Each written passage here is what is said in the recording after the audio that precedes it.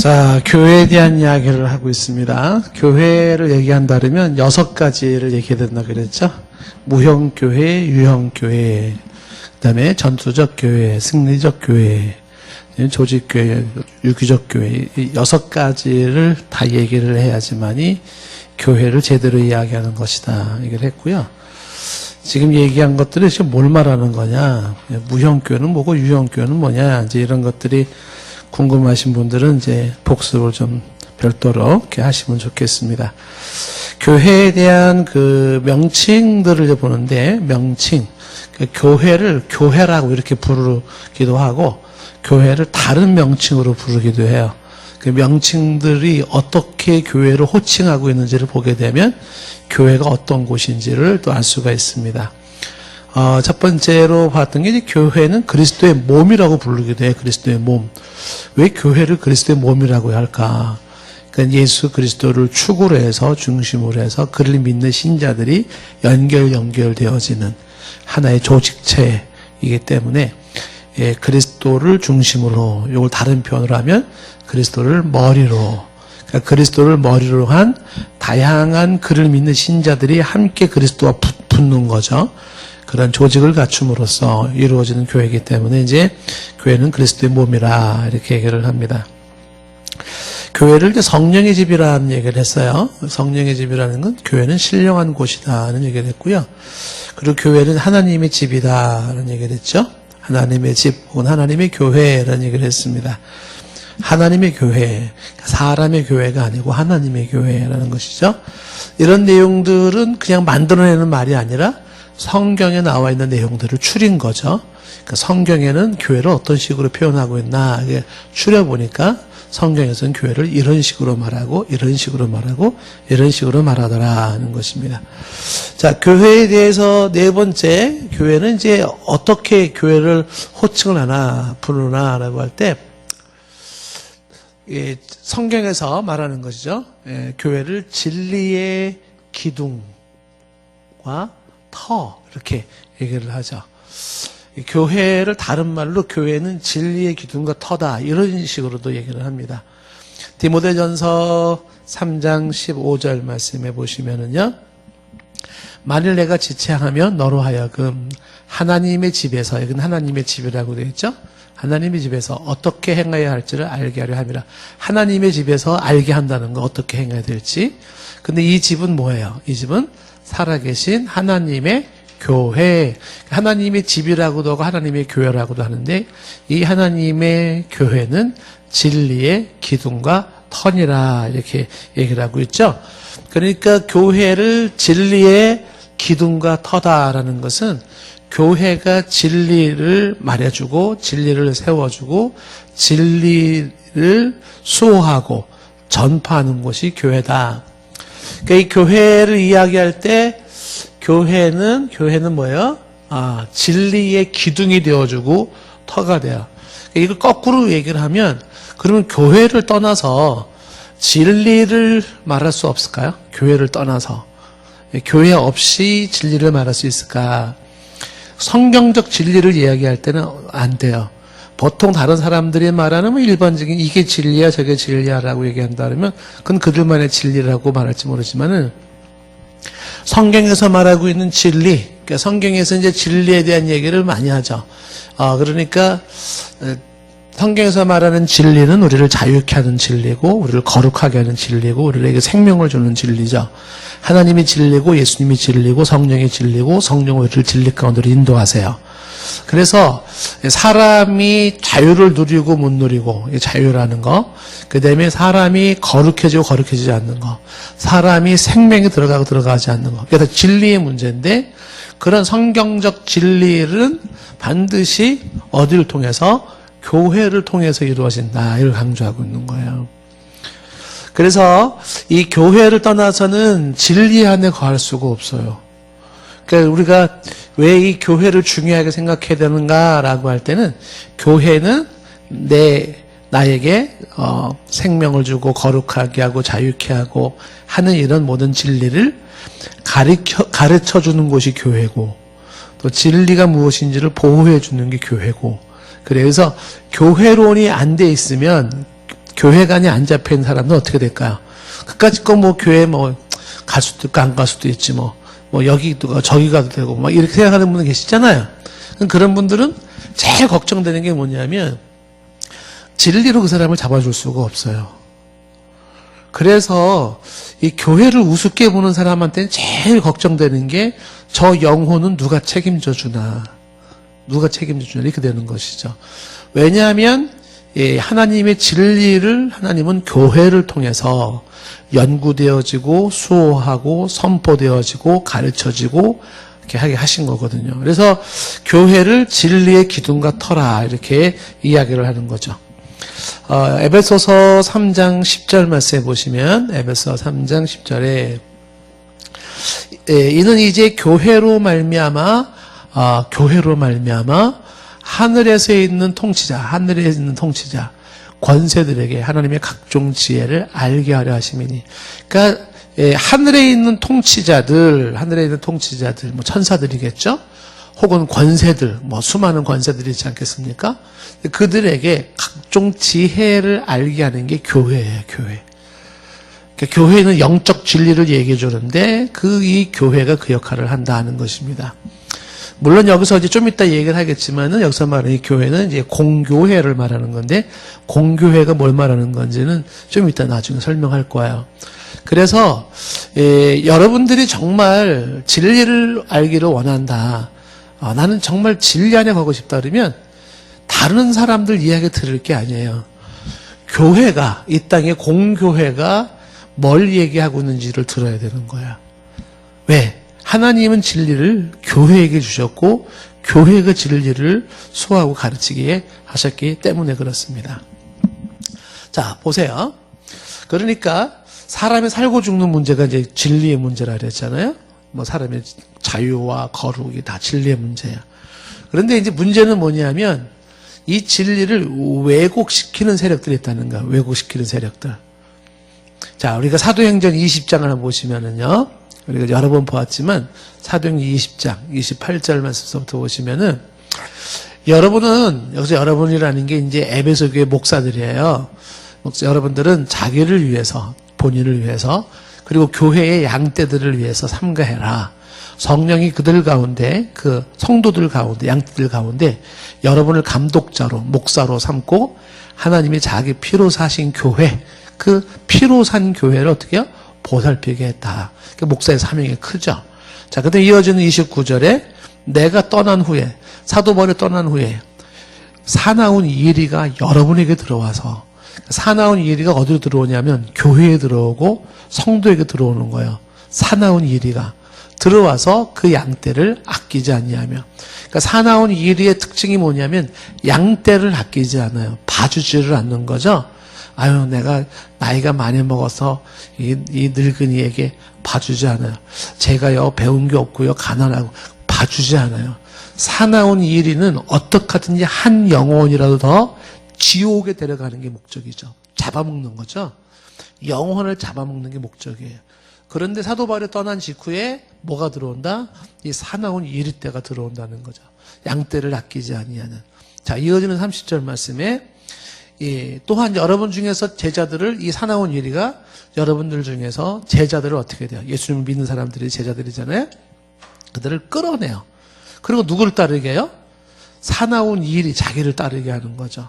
예수님을 따르게 하고 진리를 따르게 하는 것이 아니라 교주를 따라가게 하는 거죠.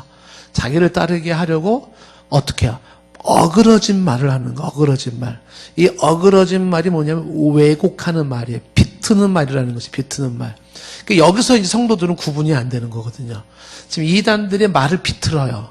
말을 쫙 비틀 때 그 비트는 거를 몰라요. 그거를 분별할 수 있는 일반 평신도는 제가 보기에는 아무도 없습니다. 아무도 없어요. 심지어는 신학이 제대로 안 서 있는 목사들도 다 넘어갑니다. 목사들도 넘어가요. 왜냐하면 비비 꼬는 이게 이단의 특징이거든요.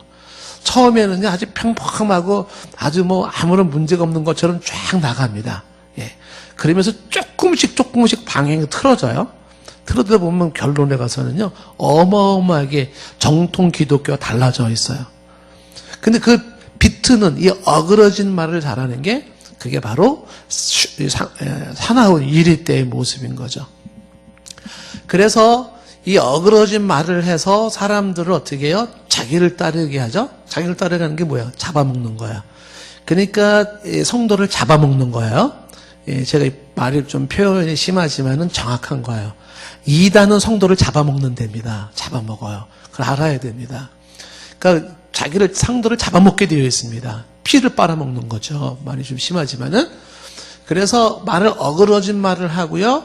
이런 사람들이 일어난다는 것입니다. 그런 사람들이 일어난다.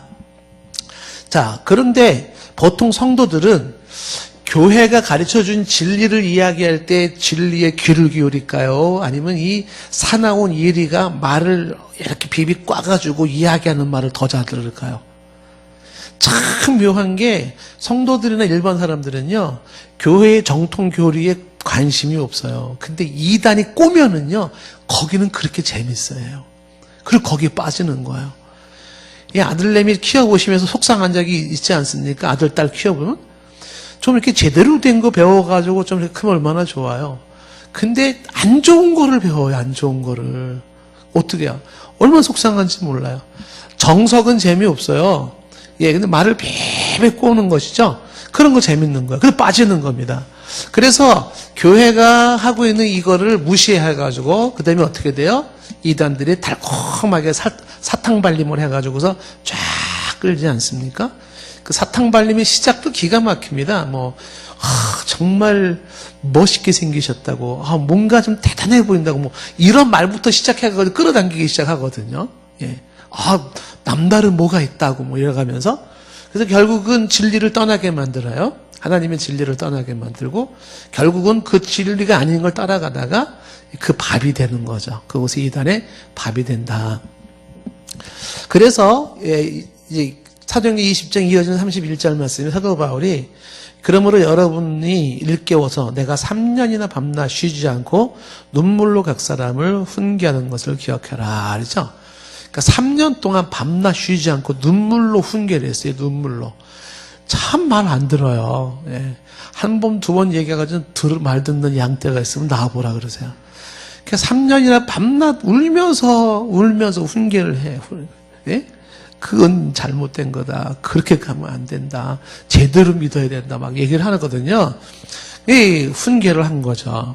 32절 말씀에 지금 내가 여러분을 목사들, 감독들에게 주와 및 그 은혜의 말씀에 부탁하노니 있잖아요. 그 말씀, 은혜의 말씀 부탁하노니 그 말씀이 여러분들을 등에 든든히 세우고 거룩하게 하신 분은 모든 자 가운데서 기업 있게 하리라. 그러니까 말씀이 든든히 세운다. 이렇게 되는 것이에요. 그래서 하나님의 말씀을 제대로 전해주는 것이 교회다라는 거죠. 근데 요즘은 이단이 어떻게 되어 있어요? 제가 누누이 얘기하지만은 이제는 사탄은 드디어 말씀을 선택했어요. 그러니까 이제는 말씀을 들고 나온다라고 하는 것이 그렇게 신빙성은 없어요. 중요한 게 뭐냐면, 그죠? 무슨 말씀을 어떻게 해석하느냐, 어떻게 이해하느냐, 이 문제인 거예요. 그러니까 사탄이 말씀을 선택했습니다. 그러니까 이단들은요, 다 말씀 가지고, 말씀으로 막, 보면은요, 어디가 어떻고, 몇 장 몇 절이 어떻고, 어디가 어떻고, 쭉 막 이렇게 얘기를 하지 않습니까? 그러니까 또 이제, 이 귀가 얇은 사람은, 저기서 속 말씀밖에 없어요. 저는 진리야. 이렇게 얘기를 하는데, 그 말씀이라고 하는 것들이, 이 말씀이라고 하는 것들이, 보통 이단들이 쉽게 쫙 꿰맞춰서 말할 수 있을 만큼, 그렇게 가볍지 않아요, 이 말씀이. 제가 이제 많이 얘기를 하지만은요, 공교회에서 2000년 동안 성경을 연구하고 말씀을 쭉 이렇게 정리를 해놔요. 그런데 2000년 동안의 교회가 말씀을 쫙 정리해놓은 그 정리한 내용 중에 굉장히 많은 수는 아직도 모르겠다가 수도 없어요. 이게 정답인 거예요. 2000년 동안에 성경을 연구한 사람이 아직도 이건 잘 모르겠다라는 거예요. 이게 정직한 거예요. 그런데 이단들은요, 아직도 모르겠다는 없어요. 다 알아요. 2000년 동안에 수많은 내노라하는 성각자들, 학자들, 기도하는 사람들, 주의 종들이 그 많은 사람들이 얘기한 거, 그 중에서도 아직도 해결이 안 되는 부분들이 있어서 그런 거는 퀘스천을 찍어 놓는 거거든요. 이런 거 찍혀 있는 무슨 아직도 잘 몰라서 그런다 그러죠. 그래서 이제 이 교주들은 뭐라 그러냐 하면은 자신들이 이걸 다 푼다는 거죠. 다 푼다. 그래가지고 이걸 다 푼다고 푸는 게 말을 그럴듯하게 시나리오를 만드는 거죠. 시나리오를. 우리에게 중요한 거는 누가 말을 그럴듯하게 하느냐가 중요한 게 아니에요. 누가 시나리오를 잘 썼는가가 중요한 게 아닙니다. 그런 거 현혹하지 마세요. 예. 항상 2000년 동안의 교회를 통해서 전해졌던 진리가 뭐예요? 이거 물으셔야 돼요. 예.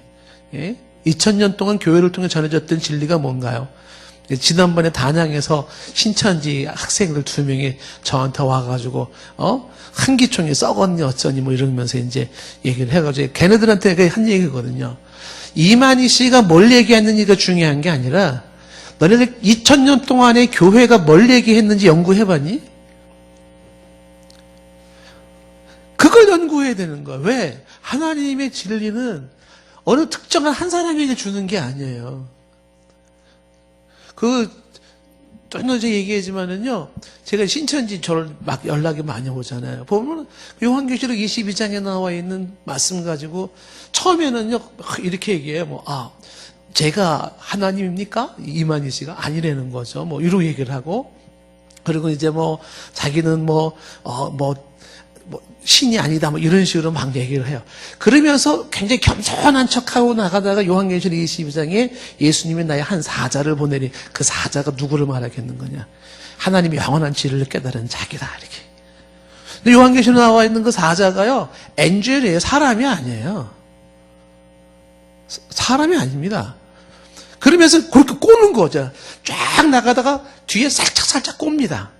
그러면서 이상한 얘기를 하는 거예요. 자신이 하나님이 보낸 자가 되어져가지고 계시의 영을 얘기해 주셔가지고 그동안 풀지 못했던 2000년에 무슨 자기가 다 푼다 그러고 말을 얼마나 제일 말하기 좋은 게 비유풀이 아닙니까? 비유는요 코에 걸면 코걸이고 귀에 걸면 귀걸이에요. 그 비유풀이를 한다 해가지고 쭉 해가지고 여러분들에게 지금 말씀드리는 게 뭐냐면 여러분들은 2000년 동안의 교회를 통하여 하나님은 진리가 수호되길 원했는데 2000년 동안 여기서 말하는 교회, 공교회가 만들어 놓았던 성경적 진리가 무엇인지 그거 찾아야 되는, 그거 공부하셔야 되는 거예요. 그러니까 지금 제가 여러분에게 얘기하는 이거 제가 개인적인 얘기가 아니거든요. 제가 얘기하는 건 2000년 동안에 공교회에서 만들어 놓았던 수많은 그런 내용들을 그거를 지금 나누는 거죠. 이미 사도신경부터 니케아 신조부터 콘스탄티노플 신조부터 아타나시우스 신조부터 해가지고 수많은 그런 내용들을 우리의 선조들이 교회를 통해서 정리해놨는데 처음에는요 초대교회 당시에는요 이렇게 교리가 복잡하지 않았어요. 근데 가면 갈수록 교리는 복잡해져요. 왜 그럴까요? 가면 갈수록 사람들이 엉뚱한 얘기하는 사람들이 많아지기 때문에 그래요. 그래서 교리는 막 복잡해지는 거예요. 근데 거기에 대해서 성경적으로 정립을 해야 된다. 교회는 진리의 기둥과 터다. 진리 싸움입니다. 오늘날에. 그렇다면 뭐가 진리냐라는 것은 여러분들이 들어보면서 그 말이 맞네. 그럴듯하네. 이런 걸로 논하지 마세요. 제가 얘기한 것을 대해서도 그런 목사님이 얘기한 게 진리라는 거 어떻게 말할 수 있어요? 연구하세요. 2000년 동안의 교회 역사를 통해서 말하고 있는 게 뭔지, 뭐가 지금 잘못된 얘기지. 그거는 얘기할 수 있겠죠. 예? 그래서 신학이 필요하고, 그래서 신학교가 중요한 거예요.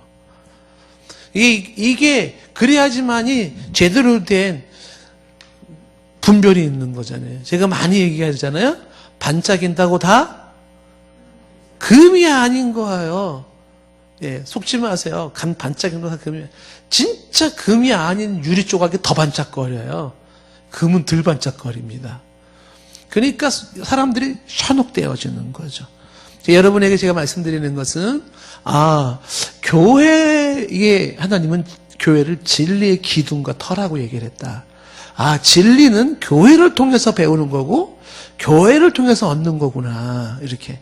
이따가 얘기하지만 이 교회가 공교회라는 것입니다. 공교회. 자, 그래서 이 교회는 진리의 기둥과 터다 얘기를 했고, 그 다음에 이제 교회를 얘기할 때, 교회를 이제 성경에 이제 큰 집이라고 설명해요. 여기서 공교회라는 얘기가 나오는 건데, 큰 집이라고 얘기를 하는, 이 부분 한번 좀 보겠습니다. 교회를 큰 집이다. 이렇게 그래요. 자, 디모데후서 2장 20절 말씀인데요. 디모데후서 2장 20절. 한번 다 같이 읽어볼까요? 시작.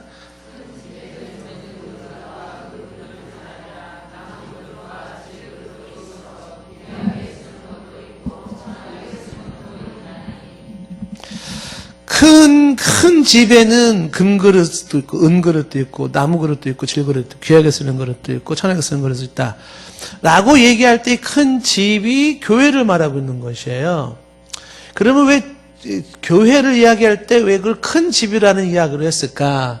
여기서 제가 이제 말씀드리고 싶은 게 이게 교회의 공교회라는 거예요. 공교회. 이 공교회라는 말이 또 이거는 이제 많은 목사님들, 학자들에 따라서 의미가 좀 다르게 쓰여질 수도 있어요. 이 공이라고 하는 것은 공적이다 이런 얘기예요. 공교회. 그래서 이 공교회라는 것이 요거를 영어로 말하면 이게 캐톨릭입니다. 캐톨릭. 그 캐톨릭 그러면 이제 천주교의 대명사가 되어 있잖아요. 근데 영어로는 캐톨릭이라 그래요. 그리고 이제 다른 말로 유니버설이라는 뜻을 가지고 있는데 이 공교회라고 하는 거를 왜 이 공이라는 붙이는가라고 하는 것은 결국은 우리가 지난번에 얘기했던 교회의 바른 정이 있었잖아요.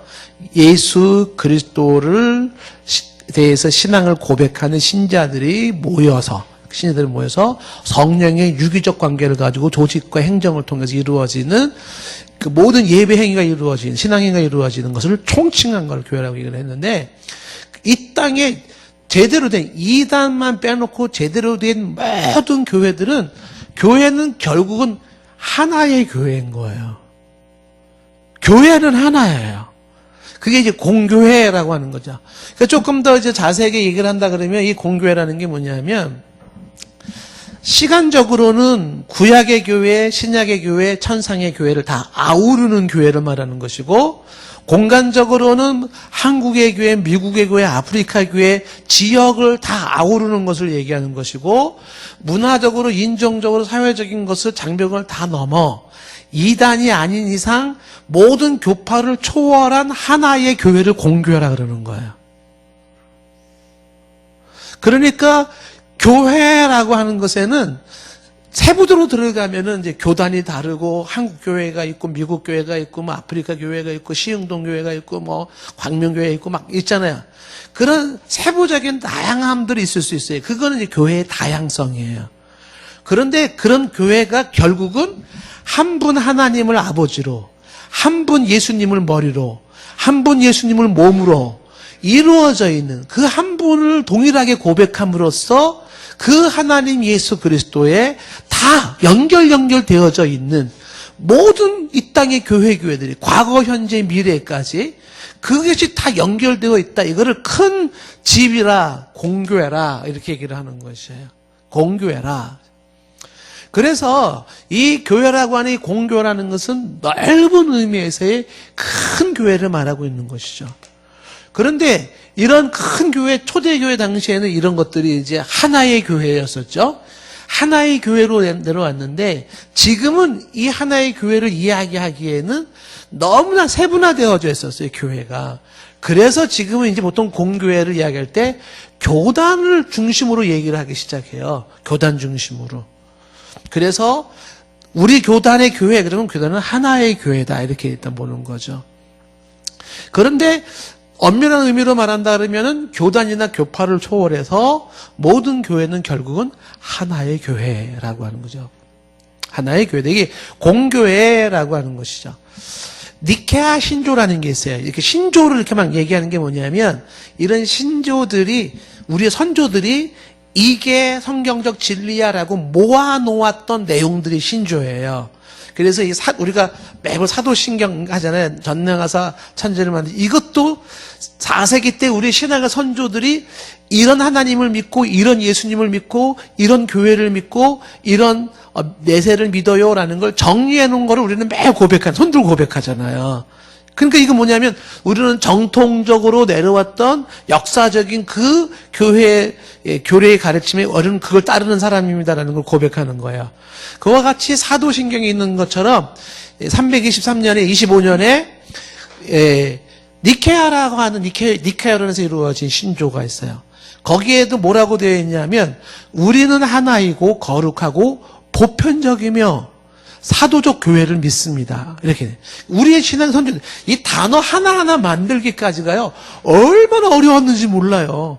이 선조들이 만들 때 우리는 믿는 신자들이 우리가 하나이고 one 거룩하고 holy 보편적이며 catholic 사도적인 apostolic 교회를 믿습니다. 그래서 우리가 손들고 사도신경 고백할 때도 우리는 거룩한 공교회와 성도가 서로 교통하는 것과 이거 얘기를 하잖아요. 사도신경 할 때마다 나는 이걸 믿습니다라고 말하잖아요. 우리는 거룩한 공교회와 거룩한 공교회를 믿습니다라고 고백을 하잖아요. 이게 제대로 된 거예요. 이걸 못 믿는다 그러면 우리가 말하는 역사적 정통적인 교회가 아닌 거죠. 그래서 공교회라고 하는 것을 큰 집으로서의 개념을 얘기할 수 있다 이렇게 보는 거죠. 자, 그래서 이 디모데 지금 얘기하는 디모데후서 2장 20절은 교회를 넓은 의미에서 공교회라고 하는 큰 교회를 이야기하기도 하고 그 다음에 교회를 세부적으로 나눴을 때는 직분의 다양성이라든지 혹은 지역교회의 다양성이라든지 교파적 다양성이라든지 이런 다양성이 있을 수 있습니다. 그러니까 이제 이런 내용들 그러니까 이거를 보통 뭐라고 얘기하냐면 좀 어려운 얘기를 얘기할 때 diversity in unity 혹은 unity in diversity라고 얘기를 해요. 그러니까 통일성 속의 다양성 혹은 다양성 속의 통일성 이렇게 얘기를 하는 거예요. 그러니까 이 교회라고 하는 것이 결국은 하나의 큰 그림으로 얘기할 때는 통일성이라고 하는 개념을 가지고 있어요. 하나의 교회. 그 하나의 교회에 달리 얘기할 때는 다양함으로 얘기할 수 있어요. 지역교회로 말하면은, 아까 말한 것처럼, 한국의 교회, 미국의 교회, 어디 교회다 말할 수도 있고, 교파로 말하면 장로교가 있고, 감리교가 있고, 성결교가 있고, 침례교가 있고, 막 이렇게 말하지 않습니까? 그래서 결국은 통일성과 다양성이라는 것을 다 얘기를 해야 되는데, 결국은 이것은 떨어지지 않는다는 거죠. 통일성 속에 있는 다양성이고 다양성 속의 통일성. 통일성의 개념이 이제 공교회 이렇게 이야기를 하고 있는 것입니다. 그래서 교회는 결국은 하나다라는 이야기를 기억하셔야 되는 거죠. 이 땅의 모든 교회는 이단이 아닌 한은 모든 교회는 뭐다? 모든 교회는 하나예요. 운나 에클레시아. 하나이다. 교회는 하나인 거예요. 이게 이제 교회를, 시흥동만 또 교회가 얼마나 많은데, 20m 도로만 해도 교회가 얼마나 많은데, 하나예요. 그쵸? 저 옆에 가도 교회, 옆에도 교회인데, 그렇죠? 그런 거는 이제 다양성으로서 얘기할 수 있는, 이렇게 지교회, 혹은 이제 지역교회, 로컬 처치, 이렇게 얘기를 하지만, 그런데 큰 의미에서 하나님을 믿고, 아버지로 두고, 예수님을 머리로 두고, 그의 몸으로, 그 예수가 나의 주라고 고백하고 그 피로 구속을 받고 그리고 이제 그 하나님을 예배하는 이 땅에 과거에 있었고 현재에 있었고 미래에 있을 전 세계에 있을 그 모든 동일한 신앙 고백을 하고 있는 모든 교회는 결국은 하나야 하나. 근데 여기서 이제 더 확대된 얘기를 우리가 얼마든지 할 수가 있어요. 그게 뭐냐면 교회가 하나다라고 하는 이 근본적인 거죠. 이 하나는 사람이 만든 게 아니에요. 이것은 예수 그리스도를 중심으로서 이루어진 하나님이 만든 모든 교회의 하나됨이죠. 이 하나는 사람이 만드는 게 아니다. 이미 하나님이 하나를 만드신 거죠. 그래서 이 하나라는 게 이게 일체. 다른 사람은 이걸 일치라고도 얘기를 하는데 저는 이제 일체와 일체를 구분시키긴 하지만은 그래서 일체나 일체를 같은 의미로 본다 하더라도 저는 다르게 보지만은 결국은 하나의 교회다라고 얘기하면 교회는요 모든 교회는 결국 뭐예요? 하나죠 하나. 그러면 교회 일체 운동, 일치 운동이라는 건 뭔가?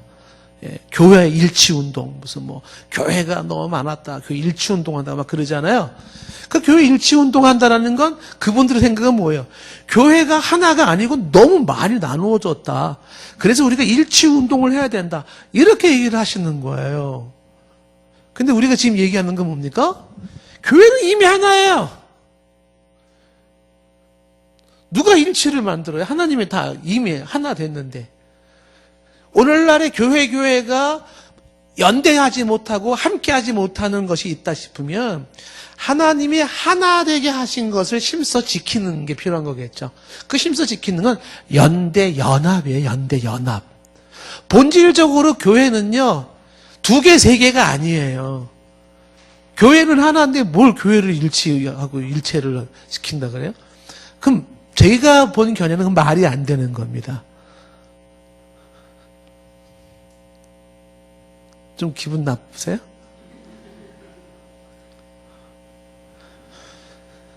자, 교회는 하나다. 결국 하나의 교회다. 단지 지역적으로 혹은 뭐 교파적으로 시기적으로 그런 다양한 그런 지교회들은 얼마든지 있을 수가 있다. 그러나 궁극적으로는 교회는 결국은 하나의 교회다. 이단을 빼고 제대로 된 교회일진데 이렇게 보는 것이죠.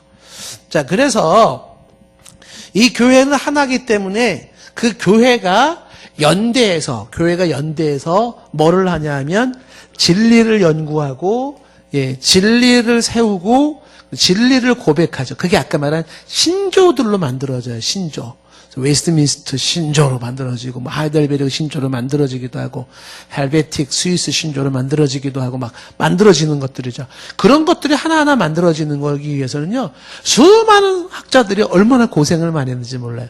그러니까 만약에 여러분들이 진리를 좀 더 정확하게 알고 싶다 그러면 제가 좀 전에 얘기했던 그거 비교하면 돼요. 자, 웨스트민스터 신조에서는 교회를 뭐라고 얘기하고 있나? 하이델베르그 신조에서는 교회를 뭐라고 얘기했나? 벨직 신조에서는 교회를 뭐라고 얘기했나? 스위스 제2신조에서는 교회를 뭐라고 얘기했나? 니케아 신조에서는 교회를 뭐라고 했나? 이거 가지고 연구하면 그게 제대로 된 거죠.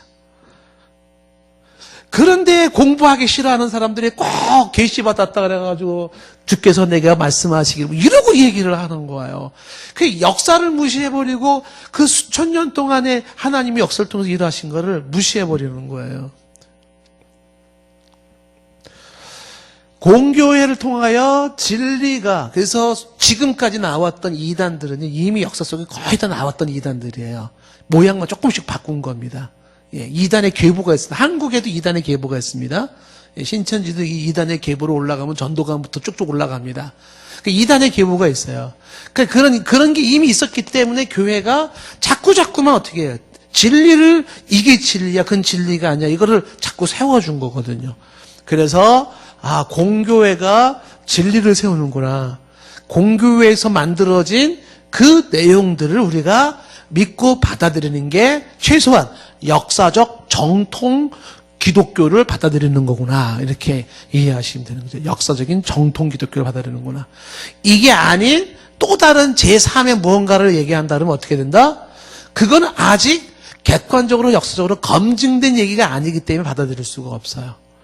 예를 들면 어느 이단이, 뭐 신천지도 좋아요. 어느 이단이 그 주장을 말하고 싶다 그러면은 그걸 가지고 지금 수많은 그런 연구하는 이 작업 있잖아요. 공교회 연구자. 여기에서 같이 들어와서 논해줘야 돼요. 그 논해서 거기서 이제 설득력 있게 뭐 받아들인다 그러면 받아들일 수 있고 빼면 뺄 수 있겠지만은 이게 사실상 안 되죠. 이단들은 안 됩니다. 왜냐하면 이 정통교리 입장에서 봤을 때는 너무 안 맞는 게, 기본적으로 안 맞는 게 너무 많기 때문에 그런 거죠.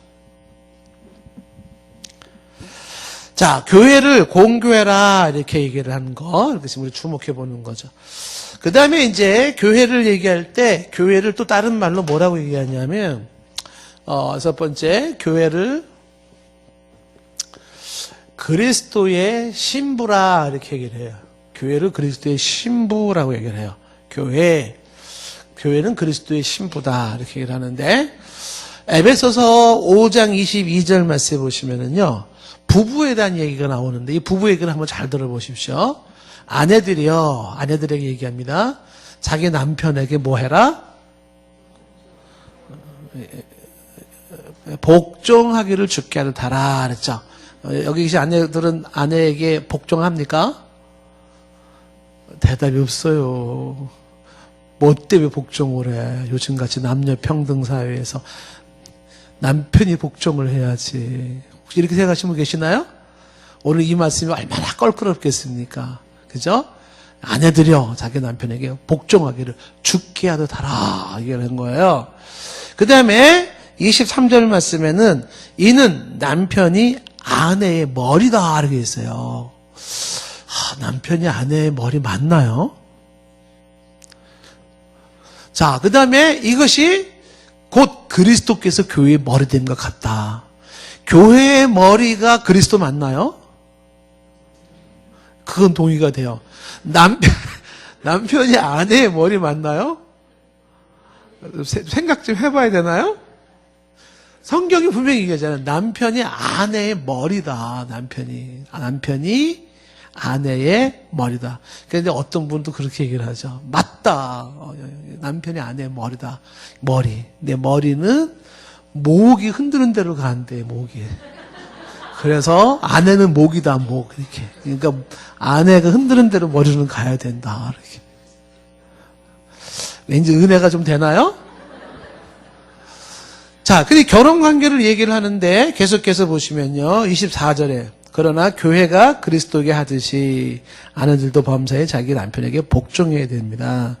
여기 이제 복종한다라고 하는 거 머리다 이런 얘기들은 이 설명이 사실 많이 필요한 거예요. 일단 기본적인 게 여기서 말하는 거는 요즘 우리가 뭐 남녀 평등 사상을 강조하고 있는 소위 말하는 페미니즘들이 얘기하는 것처럼 이게 우열의 문제를 얘기하는 게 아니에요. 이건 질서의 문제를 얘기해 주는 거야. 질서의 문제.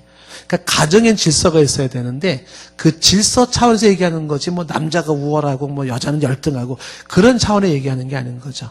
흔히 제가 얘기하지만은 2인 자전거 탄다 이렇게 생각을 하시면 돼요. 2인 자전거를 탄다. 이렇게 자전거를 탄다 그러면 누구는 앞에 타고 누구는 뒤에 타야 되는 거죠. 그런 셈인 거죠. 앞에 타니까 우수하고 뒤에 타니까 열등하고 그런 개념이 아닌 거죠. 그러니까 질서상의 그런 역할을 얘기해주고 있는데 기본적으로 이런 질서를 잡아줘야 되는 것이죠. 이거 나중에 한번 뭐 이제 부부고에 대한 거는 설명이 좀 많이 필요할 수 있는데 자 그런데 계속해서 보시겠어요. 25절에 남편들한테 하는 말이 뭐냐면 아내를 사랑하는데 그리스도께서 교회를 사랑하셔. 그리스도가 교회를 어떻게 사랑하셨나요? 피 흘려 사랑하시잖아요. 그와 같이 그리스도께서 교회를 사랑하시고 그 교회를 위해 자신을 주심같이 남편들은 아내를 그렇게 사랑해야 된다는 거예요. 어떻게 해요? 자기 몸을 주고 피를 흘려서 사랑을 해야 된다라는 거예요. 왠지 남편들이 조는 분이 갑자기 막 생기기 시작을 해요. 남편들은 교회를 사랑해, 아내를 그렇게 사랑해라. 그리스도께서 교회를 사랑하는 것 같이. 계속해서 보시면 26절에 이는 곧 물로 씻어 말씀으로 깨끗하게 하사 말씀으로 깨끗하게 하시고 거룩하게 하시고 27절에 자기 앞에 영광스러운 교회로 세우사 티나 주름 잡힌 것이나 이런 것들이 없이 거룩하고 흠이 없게 하려 하심이라. 28절 이와 같이 남편들도 자기 아내 사랑하기를 자기 자신과 같이 할지니 자기 아내를 사랑하는 자는 곧 자기를 사랑하는 것이니라. 남자들 아멘. 왜 아니 여자들이 아멘 하지 말고 남자들 아내를 사랑하는 게 뭐라 그랬어요? 곧 여자들은 가만히 있으려니까 여자들이 목소리 자꾸 커져요. 남자들이 얘기를 하려니까요. 아내를 사랑하는 것이 자기를 사랑하는 거다. 아멘이신가요? 장로님? 증인입니다. 아멘 하셨어요? 네, 아멘 하셨습니다. 증인입니다. 그쵸. 자, 계속해서 보시면은요, 이렇게 되어 있습니다. 29절 누구든지 언제나 자기 육체를 미워하지 않고 오직 양육하여 보호하기를 그리스도께서 교회에게 한 것 같이 하리니 우리는 고명의 지체이라. 31절에 그러므로 사람이 부모를 떠나서 그 아내와 합하여 그 둘이 한 육체가 될지니. 그렇죠? 이건 뭐 결혼식 때 많이 하는 얘기잖아요. 근데 32절 보세요. 이 비밀이 크다는 거죠. 그럼 뭐라고 말하냐면 나는 뭐에 대해서 말하고 있어요? 부부에 대해서 얘기하는 게 아니라 그리스도와 교회에 대해서 말하고 있다는 거예요. 그 남자와 아내의 이 신비로운 부부의 모습을 통해서 말하고 싶었던 게 뭔가 그리스도와 교회에 대해서 말하고 있었다. 그리스도와 교회, 교회는 그리스도의 신부로서 성경은 말하고 있는 거죠. 그 그리스도와 교회의 관계를 부부 관계로 얘기하는데 여기 지금 32절에 이 비밀이 크다라는 거죠. 이 비밀이 크다. 참 비밀이 큰 거죠. 둘이 하나 되는 비밀이 아주 크다라고 하는 얘기입니다. 자, 그래서 이 교회를 그리스도의 신부라고 얘기하는 이 내용이 이제 마지막 요한계시록에서 완성된 모습을 이렇게 나오죠. 요한계시록 21장 2절에 보시면 또 내가 보매 거룩한 성 새 예루살렘이 하나님께로부터 하늘로서 내려온다. 근데 그 준비한 것이 신부가 남편을 위해 단장한 것 같더라. 이런 얘기가 나오죠. 자, 이 요한계시록 21장에서는 제가 예전에 계시록 설명할 때 말씀을 드렸지만 또 내가 보는데 거룩한 성 새 예루살렘이 하나님께로부터 하늘에서 내려온다는 얘기를 하고 있어요.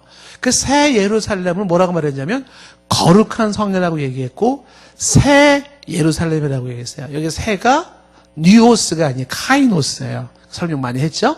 카이노스라는 새 예루살렘이라고 됐고 이것이 어디서부터? 하늘로부터 하나님께로부터 내려온다. 근데 그 새 예루살렘이 이 카이노스 예루살렘이 거룩한 그 카이노스 예루살렘이 하나님부터 막 내려오는데 이게 마치 신부가 남편을 위해서 단장한 것 같다 이렇게 얘기해요. 신부가 단장한 것 같다. 자, 여기서 이제 볼 수 있는 거는 여러 가지 볼 수 있을 거예요. 그러니까 뭐 이제 하늘로부터 내려온다라는 새 예루살렘, 거룩한 성 예루살렘 뭐 얘기를 많이 할 수 있습니다. 근데 여기서 지금 얘기하는 게 새 예루살렘이 뭘 말하는 건가? 이게 바로 교회의 교회. 그러니까 이 교회가 거룩한 교회고 새로워진 교회죠. 카이노스예요. 네오스가 아닙니다. 그 카이노스와 네오스의 차이를 모르시는 분들은 요한계시록 21장 설명을 들어보셔야 돼요. 그 카이노스의 새로운 예루살렘이 하늘로부터 내려오는 거죠. 그래서 이 새 예루살렘은 교회인데 좀 더 풀어 말하면 뭐예요? 구속받은 하나님의 백성 공동체죠. 교회를 구성할 때 가장 중요한 게 예수 그리스도를 신앙을 고백할 수 있는 신자들의 모임에서 얘기 나왔었잖아요. 그래서 이 예수 그리스도를 신앙을 고백하는 신자들이 이 사람들이 구원받은 신자들이죠. 예수 그리스도에 대한 신앙 고백이 없이는 구원은 절대 없어요. 예수 그리스도에 대한 분명한 신앙 고백을 통해서 구원받은 그 하나님의 백성들이 새 예루살렘이 교회예요. 그들이 지금 내려오는데 이게 마치 신부가 남편을 위해서 예비한 것 같다라는 것입니다. 그러니까 신랑을 맞이하는 신부의 단정함 같이 그 구속받은 성도 교회의 아름다움이 그러하다라는 것입니다. 여기 이 말씀에서 강조하는 게 새 예루살렘이 지리적인 것이나 공간적인 것이 아니죠. 어떻게 해서 지리적인 것이 아니에요. 막 내려오는 게, 그러니까 뭐 과천에 뭐 임하셨다, 뭐 피지에 임하셨다, 뭐 이렇게 얘기할 수 있는 것은 아니죠. 그런데 남편과 신부로 말하는 이유는 왜일까요? 왜 남편과 신부로 말하고 있을까? 이것은 구속받은 백성과 하나님이 아름다운 하나됨, 아름다운 교제와 그 하나됨을 설명하는 거예요.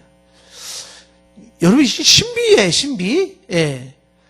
교회를 구성하고 있는 저와 여러분들이 그리스도의 신부예요. 부부가 둘인데 하나예요. 신비야, 신비. 나는 난데 내가 그리스도와 함께 결혼한 부부처럼 하나예요. 내가 그리스도와 하나라니까요. 둘이 아니라 신비예요, 신비. 그 둘이 아닌 하나로서의 그 신비한 결합, 그 신비한 교제, 신비한 하나됨, 이게 교회와 그리스도, 즉 성도인 저와 여러분과 그리스도의 관계예요. 그래서 교회를 그리스도의 신부라 설명했는데 이 신부는 사실상 별개가 아니라 하나의 존재를 얘기해 주고 있는 거죠. 이게 요한계시록에서 지금 말을 하고 있는 것입니다. 자, 요한계시록 계속해서 보시면은요, 21장 3절 말씀해 보시면 이렇게 됐죠. 이게 21장 2절과 3절이 연결되는 거죠. 3절에 보면 내가 들으니 보호자에서 큰 음성이 나와서 이렇게 말을 하죠. 보라, 하나님의 장막이 사람들과 함께 있음에. 그러니까 하나님의 장막이라는 말이 나오고 있죠. 하나님의 장막이, 잘 들으셔야 됩니다. 하나님의 장막이 사람들과 함께 있음에 하나님이 그들과 함께 계시리니. 하나님과 함께 계시니 하나님의 장막이 사람들과 함께 있으며 하나님이 그들과 함께 계신다. 함께 계시니, 이렇게 함께 계시니 그들은 하나님의 백성이 되고 하나님은 친히 그들과 함께 계셔, 이렇게 얘기를 하고 있습니다. 자, 왜 잘 들으라고 말씀드리냐면 여기서 말하는 장막이라는 게 뭘 말하는 걸까? 이게 우리가 말하는 텐트가 아니에요. 그 텐트가 아닙니다. 이 장막이라는 말이 똑같은 단어가 함께 계시니예요. 단어가. 그러니까 장막이라는 이 단어가 이제 헬라 말로 스케네. 그 다음에 이제 구약에서의 장막이랄 때 이게 미시칸이에요, 미시칸. 그래서 이 스케네라는 미시칸이라고 하는 것이 함께 계시네라고 하는 이 함께 계시네 말과 같은 어근을 가지고 있는 거예요. 그래서 장막이라는 게 이게 뭘 말하는 거냐면 여기 말은 함께 거하심, 이걸 말하는 거예요. 함께 거하심. 그가 나의 백성이 되고 내가 그의 백성이 된다라는 것은 함께 거하심은 함께 동거한다라는 걸 말을 하고 있는 것이에요. 그러니까 앞에서 말하고 있는 2절에 말하고 있는 부부의 신비한 관계를 얘기하면서 3절에서 하나님의 장막이 함께 있다라는 그 함께 하신다라는 개념이 지금 3절에서 지금 강조되고 있는데 이 내용은요, 제가 시간서 설명을 안 합니다. 계시록 37장 27절에 내 처소라고 하는 미시간이라는 단어와 요한복음 1장 14절에 예수님이 말씀이 육신이 돼 우리 가운데 거하심에 할 때 거하심에도 같은 단어예요. 함께 하신다라고 하는 단어죠. 그러니까 하나님의 동거하심이 자기 백성들과 함께 있어서 하나님이 그들과 함께 계셔서 하나님은 그들의 하나님이 되고 백성은 그들의 하나님이 되신 영원한 뗄래야 뗄 수 없는 불가분의 관계를 가지고 있는 존재로서 계속 영원히 존재하고 있는 것. 이게 새 예루살렘 교회의 천상교회의 완성된 모습인 거예요. 천상교회 완성된 모습이에요. 그래서 교회라고 하는 것은 그리스도의 신부라고 얘기를 하는 것이구나. 쉽게 얘기하면 여러분들 교회가 그리스도의 신부라고 하면 교회가 신앙 고백하고는 여러분이 들어가는 거죠. 우리가 다 들어가는 거죠. 그 우리는 지금 다 누구냐면 그리스도의 신부인 거죠. 신부. 축하드립니다. 신랑 잘 두신 것을. 예. 이 땅의 신랑은 다소 마음에 안 들지 모르지만 그러나 영원한 나의 신랑 되시는 그리스도가 계시니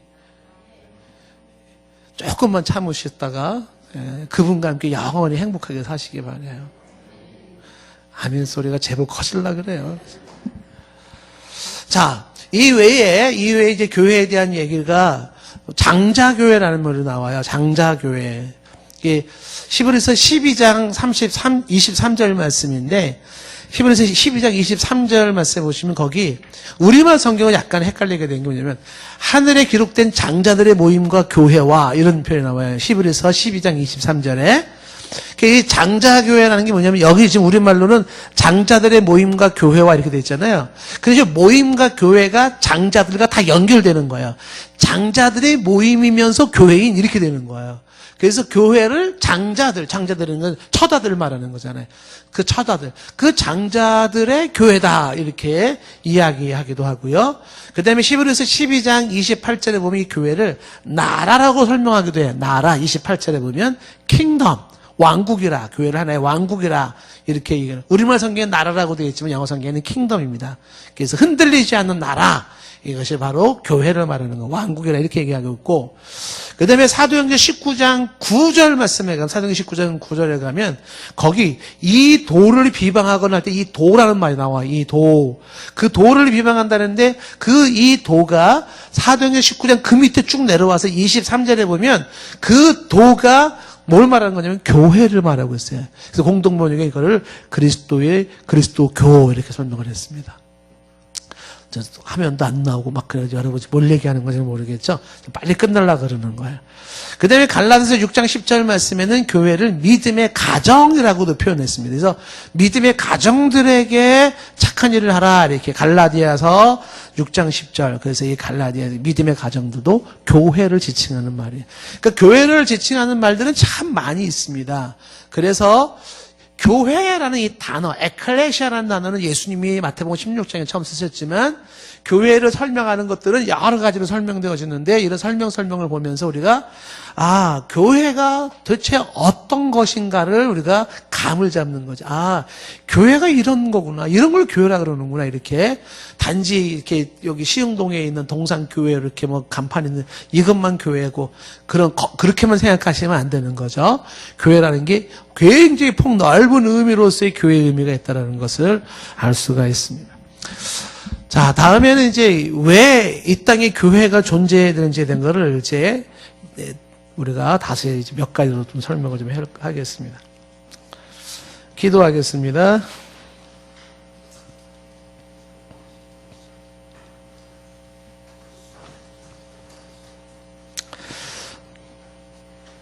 하나님, 교회는 하나님의 집입니다.